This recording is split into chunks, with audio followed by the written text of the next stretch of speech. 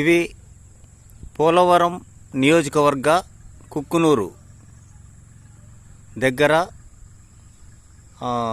బూర్గంపాడుకు కూడా మేబీ తెలంగాణకు కూడా దగ్గర. ఈ ఇండ్లు ఎప్పటి నుంచో నిరుపయోగంగా, ఉపయోగం లేకుండా ఉన్నాయండి. ఇది సంబంధిత శాఖ వారు, గృహ నిర్మాణ శాఖ సంబంధిత ఎమ్మెల్యే గారు వీటిని చూడాలని మనసారా కోరుకుంటున్నాము.